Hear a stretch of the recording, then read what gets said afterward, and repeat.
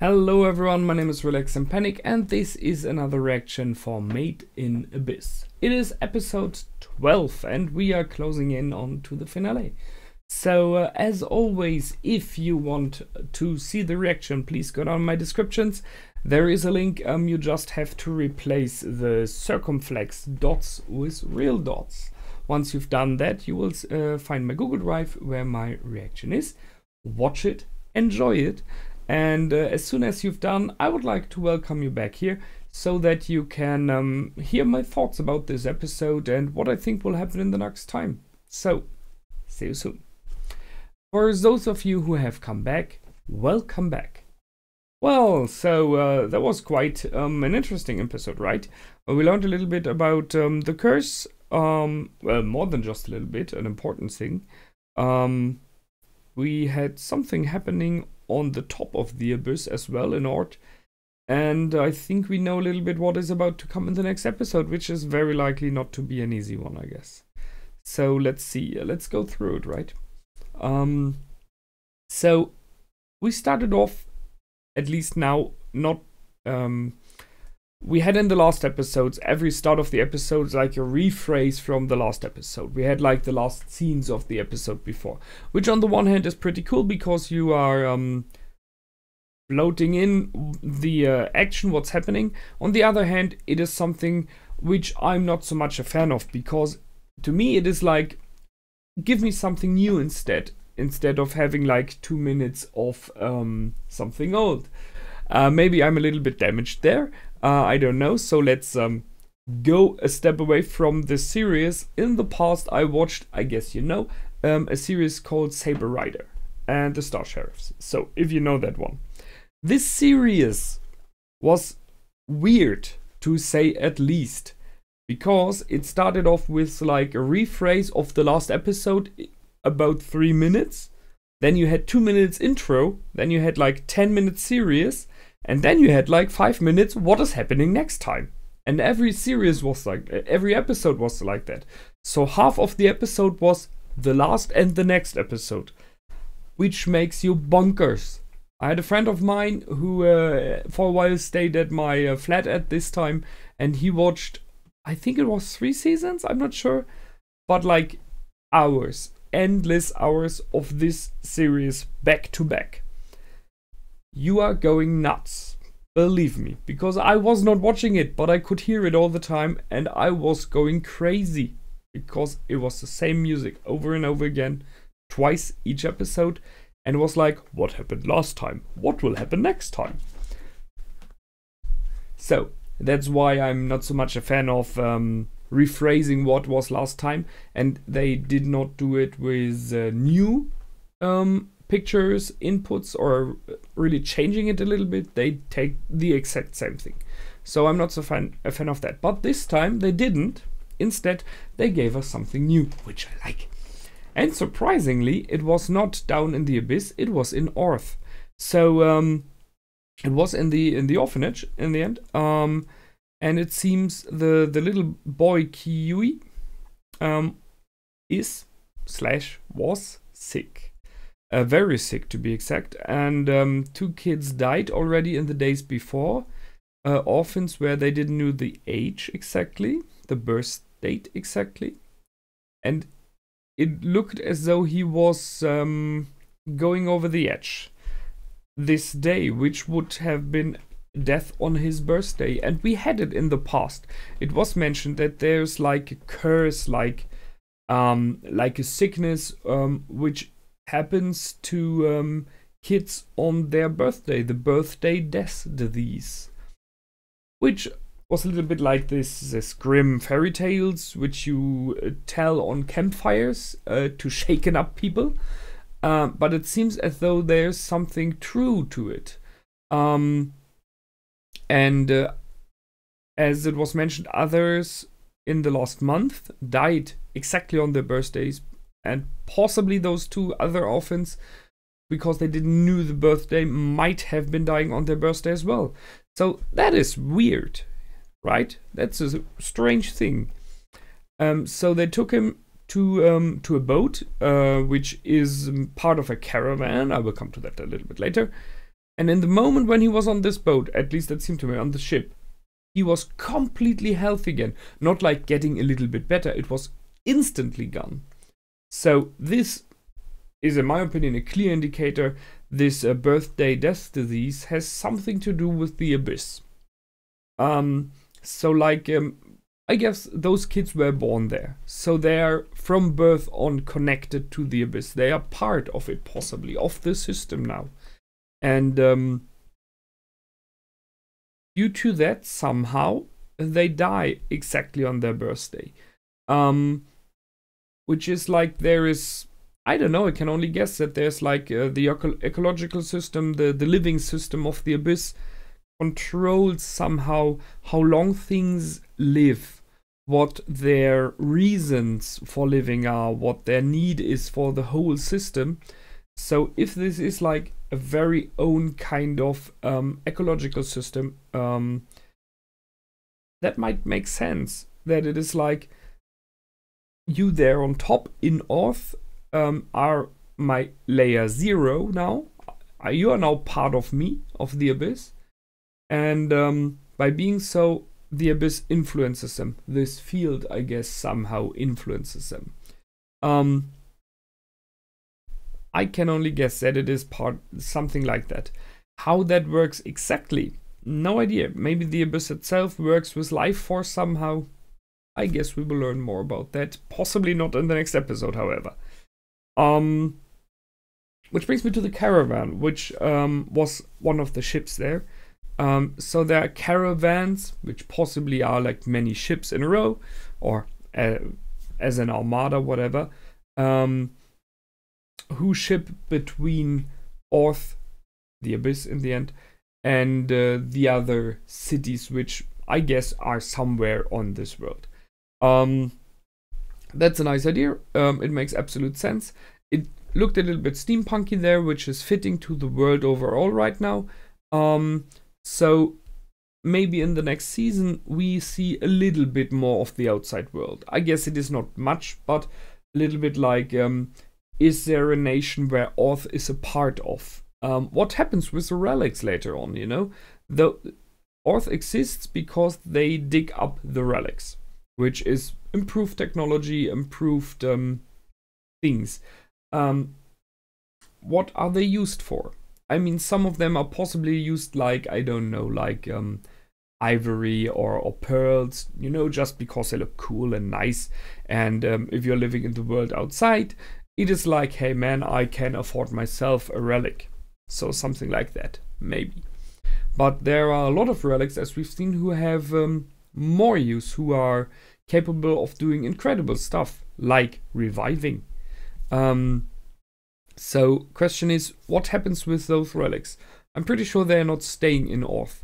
I guess they're sold to the outside world, or if Earth is part of like a kingdom or a state or a union, whatever, they are possibly then just shipped to the outside world and used for the environment, for the state.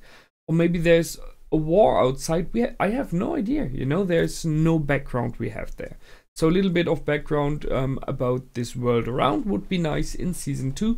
Not that it is really important right now for the journey itself. The journey itself is completely secluded in itself, so it's fitting. We have no information yet. Then we went back down. So we learned a little bit about Mitty. Mitty was a girl in the past. Is a girl, however you want to say it, that is about the same age as Riko and Rek are. So, and I'm not sure what that means right now. I mean, why would a girl be so low into the abyss? That really doesn't make any sense. I mean, it is already uncommon that those two went down so far. We are in layer 4, so she was at least in layer 6. That is what we know, as was Nanachi as far as we know. So if she was a girl of the age of Riko, why would she go down so far? That's the question there. Why would someone take a girl down so far? And so just guessing she's from Earth. But if she is not, where from is she? So that's the thing I'm really struggling a bit with, is how this girl could have gone so far down. For what reason? Only other option would be that she's born down there somewhere, maybe by other adventurers, and then try to go up, but I don't think so. However, the thing in the end is that Nanachi asks Rek to kill Mitty for her. I'm not sure about the why. So we have seen that there is like a scene with Riko and Mitty, that Riko was like in a dream state, hallucinating, or her brain working about the fact that she is like fighting to wake up. And what she had was like a closed chamber where she's looking through a piece of a door and seeing a huge eye on the other side. The eye was definitely the one of Mitty, I guess. So what she realizes, although not being awake, is that she's being watched by Mitty. And I think it is, maybe it's like Mitty's trying to pull her out of her coma, to wake her up, to give her like the string that she can pull on back into life. That's what I guess there. Thing is, however, that you could hear a girl in this dreamlike state, which I guess was Mitty. And Riko looked strange in the beginning, like she was a thing, you know. She looked a little bit like Mitty, I think.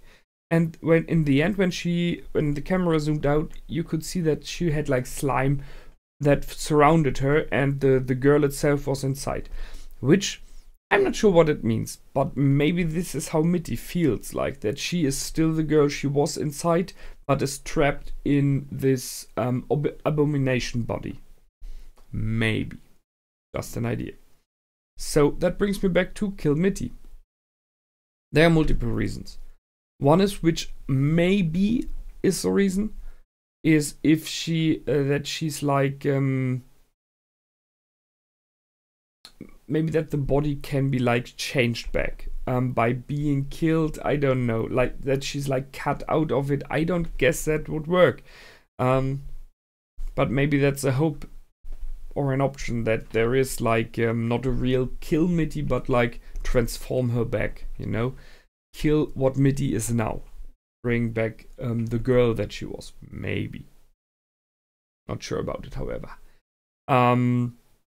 The other thing would be if I mean, Nanachi sees Mitty since a while.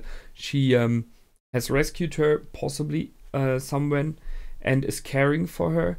But in the end, the question that maybe Nanachi may have in her mind is, wouldn't it be better for her if it would end? I don't know if Mitty may have had pain or anything. We don't know about that. That might be a reason. We don't see it, we don't know it, so I can only speculate, and that's a speculation which is a harsh one, so I will not go into this too far. And there might be a very completely other reason which we are missing. So right now we do not have enough information to know why Nanachi is asking Rek to do it. However, what we know is that Nanachi can see or sense, not really, she knows a lot about the curse, and she told Rek about it. So she used this grade 3 relic, which was pretty cool. There's part of linen which is very thin, so that you can see through, to explain it. So it is a force field in the end that keeps everything there together, which is a little bit like a fog. And when you go further down, you just go further down into the fog. When you move to the side, you draw a little bit of it with you, which is normal. But if you want to go up, you have to like, it's not moving up with you very far. You have to like push through it. And by doing so, that's when the effects hit you. That's when you are getting hurt. Nice explanation. Nicely done. I like that one. That was clever.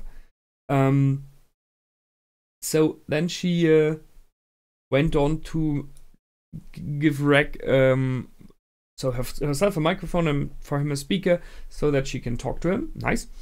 And she used him to fight the spiked orb, poisonous orb. I always miss his name. You know what I mean. The orb spiker? Something like that. However, so they rescued a black whistle which was around and who brings a message up, which is a nice thing. But how did they do it? So he can predict the future. He can see the future. But he was focusing on him, on Rek.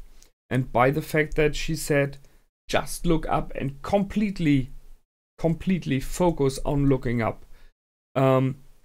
He can see the future in the meaning of what the person will do, I guess. So he saw up. So he thought he will go up and went to the side to pierce him. And then she told him to jump sideways so that he punched it on the nose. Because it couldn't see that, because it was not Rek's choice. It was a choice that Nanachi did what to do. So it is more very specific. You see what this person can will do next of his own choice. But if this person is not acting of his own choice, you cannot fight it properly. So that worked.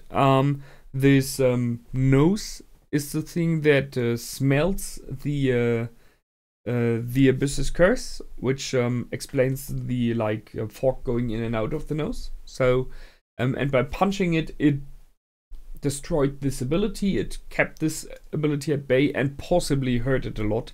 And then he grabbed it and blew it into pieces using his incinerator, which Nanachi hasn't seen before and which she reacted to very strongly. So I ask myself whether or not she knows the effect of this incinerator. I guess so.